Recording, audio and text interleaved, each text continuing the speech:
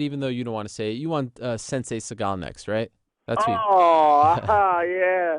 But that one, I'll go up in weight. Man, Ariel Helwani, man, I respect you so much. Even though I think Caesar was full of crap, you are so respectful. You even call him Sensei Seagal. He You're is. a I good mean, I have to man. give him respect. I mean, the guy's done so much for our sport. Oh, yes. Yes, yes. He's such an icon. That's right. He has done so much. Yes. Yes. Why? You're, You're not a fan of you're the a good Sensei? heart. I was a fan when he was like under siege. You know, I was a fan of him like the same as a fan of Van Damme or something. You know, but what this guy. In another interview with you and him, he's talking about I'm a fighter. I know what I'm talking about. And then like when you bring up Joe Rogan, if anybody listening doesn't know Joe Rogan, dude, that guy will whoop your ass, man. That guy, he's been training, martial arts for years. Taekwondo high level Taekwondo practitioner, brown belt in Jiu-Jitsu under Eddie Bravo. Like, dude, that guy knows his stuff, So when he commentates, he really knows what he's doing. He trains martial arts, he trains mixed martial arts. But I don't think Steven Seagal knows what he's talking about. So you think if Joe Rogan fought Steven Seagal in any kind of martial art, Rogan wins, right? Joe Rogan will friggin' beat the crap out of Steven Seagal with his hands and ankles tied behind his back. Now, do you think Sensei believes what he's saying here in the sense that, like, when he's talking about these moves and whatnot, or do you think he's having a laugh at all of us? He can't believe what he's saying. He's like an intelligent man. Like, he can't be delusional. It just got to be a marketing scheme. It's annoying me. That's what it is.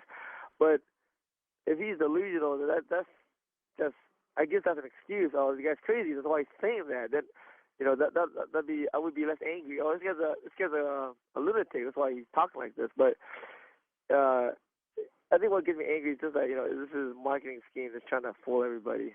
But you Some can't. people jump on the bandwagon. You can't honestly tell me, Nam, that if Sensei called you up right now and said that he wanted to come teach you a few things to better your game, that you would turn down that opportunity. I would turn down. I would. You know what? I try to be always pretty calm and very respectful, but I would. If he called me to offer me some help, I might not. I might not have too many nice things to say to him. Really? Yeah. A man with his resume, a man who's done so much for our sport, you would turn down. You wouldn't. Not only would you turn it down, you would actually curse him out. That's what you're saying? I didn't say curse. I said I might not say anything too nice to him. I might not have too many things nice to say to him. What would you say? And I'll definitely turn him down. Then I'll turn him down. What would you say? I don't know. My emotions aren't on fire right now. I'm having a good time talking to you, but maybe like, dude, I'll probably go along that. Dude, are you crazy? I would never ask you or accept your help. Why do you think the MMA community gets so riled up when Sensei speaks? It seems like everyone really gets annoyed and really just fired up. Like they take it very personally. Why do you think that is? Because guys like you call him Sensei. Oh man. Oh, because I think everyone yourself. Not yourself, but most people like myself know this guy. Like talking out of his butthole, man. Like what are you talking about, man? You crazy? This guy's crazy. Well, with all due respect, Nam, he is a visionary. He called the end of the John Jones fight, and he taught Anderson Silva that kick. If it wasn't for Sensei, he wouldn't have knocked out Vitor Belfort. Oh God! Yes, that kick, the freaking front kick that anybody can learn. He invented that kick. I saw that interview. He said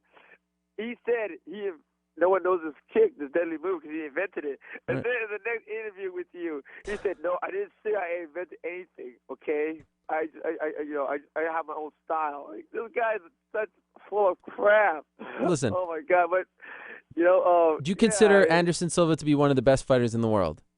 He is. Yeah, Anderson Silva is one of the best fighters in the world. I agree with that. Do you consider Lyoto Machida to be one of the best fighters in the world? I do. Look who their mentor is. Is that a coincidence? Is that a coincidence? I don't think so. I guess not. Oh my God! Come on. The proof is in the pudding, my friend. The proof is in the pudding. If I guess see the goal, can go into Lyoto Machida's room a couple hours and teach him the front kick, you know, and beat legendary Randy Couture, then I guess I might have to reconsider. Maybe, you know, being a martial artist, you should always be humble, and I guess not taking, I guess, Sensei to go advice. I'm being more arrogant, and you know, I'm contradicting myself.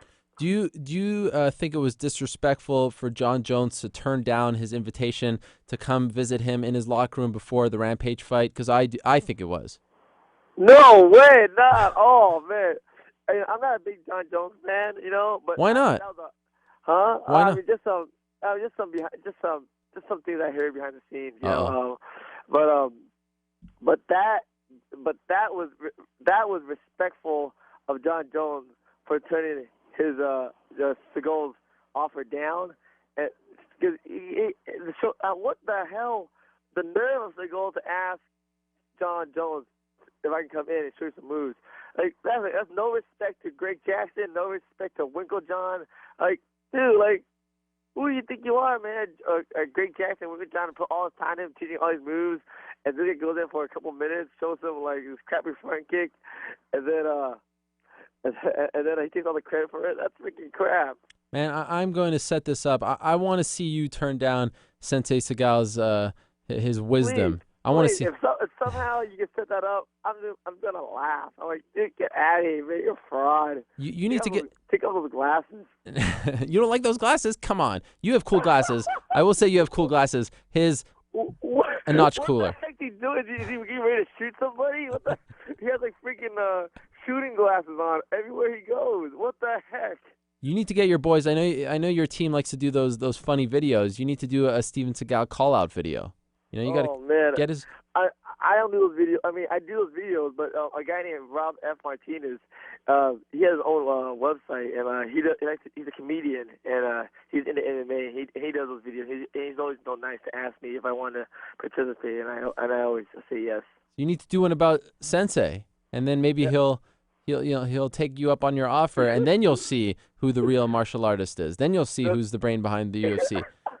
I like how you don't call Steven Seagal anyway. You just refer to him as Sensei. Respect. Oh, man. Something awesome. You fighters should learn something about. Respect. You have to respect the men who paved the way for us to be here. If it wasn't for Sensei, the UFC wouldn't even have been founded in 1993. He was a part of that. But a lot of people don't know that.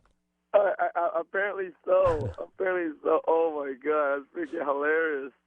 Oh yeah. Apparently he's a big pioneer in mixed martial arts. He is. You need to do your research before you come on my show. Wait, how many fights does this guy have? Do you consider a cholo or some type of thug? Yeah. Fights on the street a fighter? Well, no. I mean, it depends. Are we talking about a street fighter or a professional fighter? Not a professional fighter, but Sensei has fought all around the world. That's what I'm trying to get at. Because if he's talking about fighting on the streets, even the fight with Gina Bell, I don't count that as a fight. Right. It was a fight, you know? Because, some thug on the street can fight 500, bar fights. I don't count him out as a fighter. You know, I mean, what does Seagal have a record? Like, you can't consider a fighter if you've never fought. Listen, competed. He's above records. That's what makes him so great. He is above records. We should all be thanking him for even coming to these UFC events and even wanting to talk to these fighters. And quite frankly, I'm a fan of John Jones. I think it's getting to his head if he doesn't want to talk to Sensei. I think if he doesn't think that he can learn anything from Sensei, then I think he has a thing or two to learn about the art of martial arts. Oh, another thing is, like, dude, I got so much respect for Joe Rogan. Like, when you brought up Joe Rogan, he looked at you with disgust. So what's your opinion on Joe Rogan? No. I have to admit, I was a little disappointed when he did that. I have the utmost respect for Joe Rogan, in all honesty. Joe Rogan's the man, dude. Joe Rogan is the man. That guy knows his stuff. Joe Rogan is the best thing. I mean, Joe Rogan is the best color analyst in MMA history. The guy, as you said, his resume is fantastic. No, Rogan is the man. That's the one guy that could beat Sensei, in my opinion. So Sensei's off on that one. Yes, I mean, legitimately, Joe Rogan can beat up a lot of... Dude, Joe Rogan, people don't know this, but Joe Rogan, he'll mess up some fighters. Oh yeah. No, I have a lot of respect for Joe Rogan, but you want to talk about my pound for pound list? It's Rogan and then Sensei for sure. Oh, of course, yes. Yeah. That's it. Rogan is Sensei. Sensei. It's not even Stevenson going Sensei. Yeah, Sensei. Oh, Sensei. God. Nam, we got to go to our next guest, but it was a pleasure talking to you, and I hope I taught you a thing or two about. Thank you. Oh my God. Thank you for having an MMA Hour, Ariel. How are we going? Wow, you just called me Ariani. I was like Ariel. Sorry, Ariel.